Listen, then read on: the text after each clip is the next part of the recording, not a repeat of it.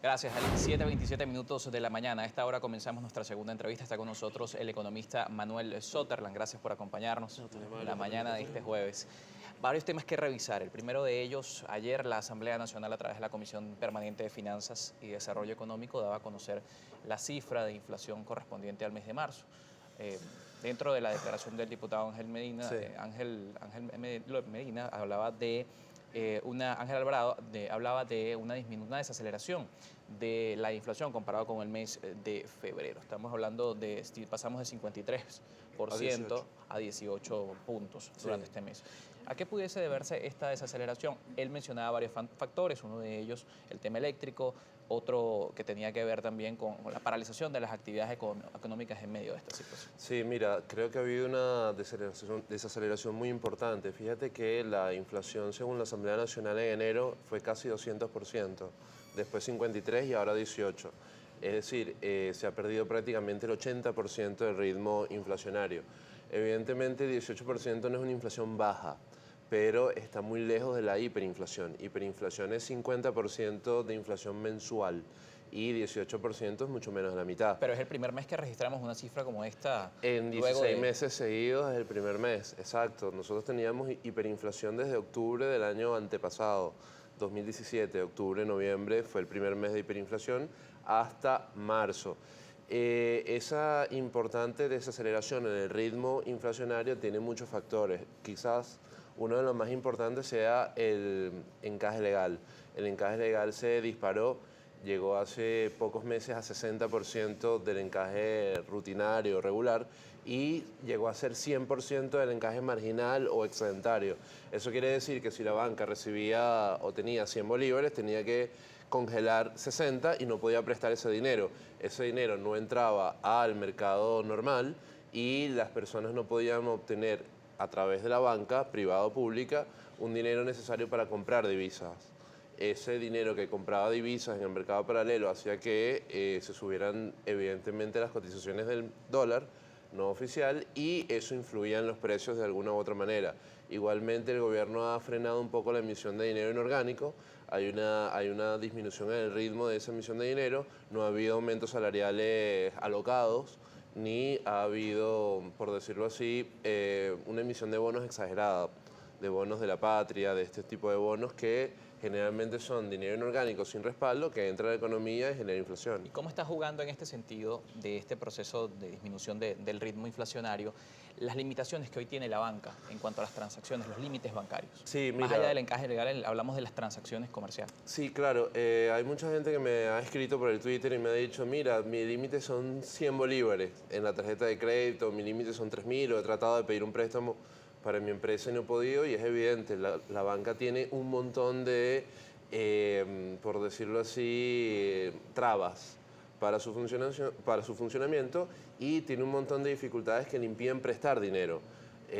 Lo más importante de la banca privada y pública es el préstamo del dinero y poder recibir un interés, es decir, la tasa de interés activo por ese préstamo y del spread o la diferencia entre la tasa de interés activo y la pasiva, es decir, de lo que presta y de lo que paga por recibir depósitos, es donde la banca lucra, es donde la banca hace un poco de dinero. Si no hay posibilidades de préstamos, los costos fijos de la banca, por ejemplo, el mantenimiento de sucursales, taquillas, etcétera, se hace muy alto y esto realmente puede generar una crisis bancaria dentro de un tiempo más o menos breve porque la banca está completamente amarrada. Mencionábamos el tema de las cifras presentadas por la Asamblea Nacional, pero también coinciden con las proyecciones que el Fondo Monetario ha hecho en los últimos días. El Fondo Monetario ha proyectado para el cierre de este 2019 una caída de 25 puntos del Producto Interno Bruto. Hablamos de Venezuela, que tiene los últimos 5 años en una contracción económica, según estas mismas cifras del Fondo Monetario, cercano al 50%, Sí. y hoy vemos una posible caída del 25%. Mira, lo que ha pasado en Venezuela es una cuestión realmente insólita. Venezuela tiene sin duda alguna el peor resultado económico del mundo y tiene un resultado más o menos similar al de Libia, pero Libia tuvo una guerra civil y todavía tiene una guerra civil más o menos en caliente y podríamos decir muy sencillo que el resultado económico de Venezuela en cuanto a su PIB, en cuanto a su crecimiento de 2013 a 2018 es peor que lo que sufrió Hungría o Polonia después de la Segunda Guerra Mundial. después de una invasión genocida nazi, esos países perdieron como el 46, 43% del PIB. Estamos hablando en ese periodo, Venezuela perdió el 51%. Las previsiones del Fondo Monetario, del Banco Mundial, de Berkeley, hablaban de una caída en diciembre de 10, 11% o 8, 9%. El asunto es que el colapso de los servicios eléctricos, el servicio de agua, Hace cambiar la perspectiva. ha hecho que se modifique. ¿Qué credibilidad tienen estas cifras en un país donde además la academia denuncia no hay acceso a la información pública? Tenemos un país, estamos en un país donde hace más de 4 años no se publica el Índice Nacional de Precios al Consumidor, por poner un ejemplo de indicadores macroeconómicos. Claro. ¿Qué credibilidad tienen las cifras de organismos internacionales y en qué se basan para poder dar estas mediciones? Mira, esas cifras son simples estimaciones.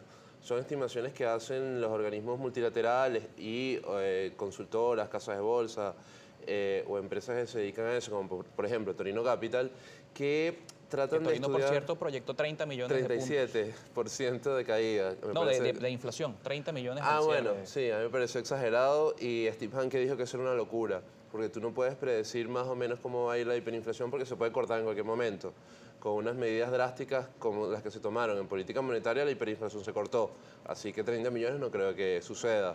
Ahora bien, la gente lo que hace es ver las tendencias. Si va viendo que las medidas que llevaron a la crisis se profundizan, si va viendo que las medidas que llevaron a las trabas a la producción, a la productividad, a la eficiencia, se siguen profundizando, evidentemente la economía debe seguir cayendo. Si no hay una contramedida o si no hay un paquete de medidas que haga una especie de salvación económica, un programa de salvación macroeconómica, por decirlo de una manera muy coloquial, es evidente que el PIB va a seguir cayendo. No debería haber caído tanto o pensado que iba a caer tanto, pero fíjate, el mes de marzo se trabajó 8 días de 31, 8 días nada más, y es previsible que el asunto del colapso eléctrico pueda continuar. Eso implica que hay pérdidas en las personas que tienen o las empresas que tienen frigoríficos, que tienen días sin trabajar. En el interior del país la situación es mucho peor que en la capital. Entonces todos esos factores hacen que la desaceleración pueda ser mayor y que incluso estemos hablando de un 62.5% de caída desde el año 2013. 62.5, es una cuestión insólita. Mencionabas el tema de la situación que lleva a otros países a tener una caída tan importante en su Producto Interno Bruto, y sobre esto hablamos de las causas ya de la economía venezolana. Por una parte se habla de los controles que se han impuesto a la economía, por otra parte se habla de las sanciones económicas hacia Venezuela. Sí. ¿Cómo está el tema de las sanciones hoy impactando, toda vez que, si bien desde un sector político se desconoce esto, incluso la alta comisionada para los derechos humanos ha planteado su preocupación por el impacto que puede tener? Sí, mira, yo creo que las sanciones más importantes arrancan más o menos en agosto de 2017 con las llamadas órdenes ejecutivas de Donald Trump. Antes Obama había hecho otras órdenes ejecutivas diciendo que Venezuela era una amenaza inusual y extraordinaria, pero las órdenes más duras contra la economía más o menos arrancan en agosto de 2017. El pico o el cenit, el clímax de esas sanciones se da en enero de 2019 con la cuestión de Citgo y el secuestro de varias empresas venezolanas y dineros que podía manejar el Estado y que ahora no puede. Hay cerca de 1.200 millones en el Banco de Inglaterra, tengo entendido. Hay otros cerca de 1.000 millones que están litigándose con Bélgica, con la cuestión del Euroclear. Y hay ahorita unos 400 millones de dólares que en derechos especiales de giro que el Fondo Monetario ha frenado. Entonces, y la captura de PDVSA, de Citgo, perdón, que es la empresa que le compra petróleo extrapesado o pesado a Venezuela, que le vende diluentes para mezclar ese petróleo y hacerlo liviano o mediano y que le vende aditivos para la gasolina. Entonces, todas esas medidas, más lo de los tanqueros, son medidas y sanciones económicas durísimas. Yo digo que no es contra el gobierno exactamente, sino contra la población venezolana, contra la gran mayoría de población venezolana obrera.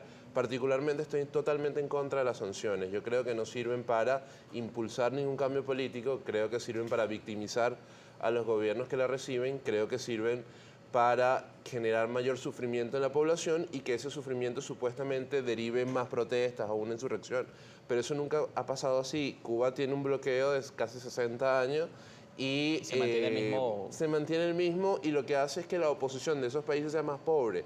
Entonces la gente dependa más del Estado y haya mayores problemas porque además genera una especie de solidaridad internacional y permite que gobiernos corruptos digan, no, la culpa es de las sanciones, nosotros lo hicimos perfecto. Entonces yo creo que hay que eliminar todas las sanciones que no sean particulares a personas corruptas. Pero más allá de las sanciones, y rápidamente para ir a la pausa, está la llamada guerra económica, que se habla de una especulación. Sí. Así que vamos ¿podemos Ok, responderlo rápidamente claro. o vamos a la pausa? Vamos a la pausa. Vamos a la pausa. Estamos conversando con Manuel Sotherland, economista, 7:37 minutos de la mañana en Primera Página. Una pausa y al regreso mucho más. Recuerden que ustedes también pueden participar a través de las redes sociales, @Primera Página, y la etiqueta también a su disposición para que envíen las preguntas, los comentarios, por supuesto con respeto para nuestro invitado.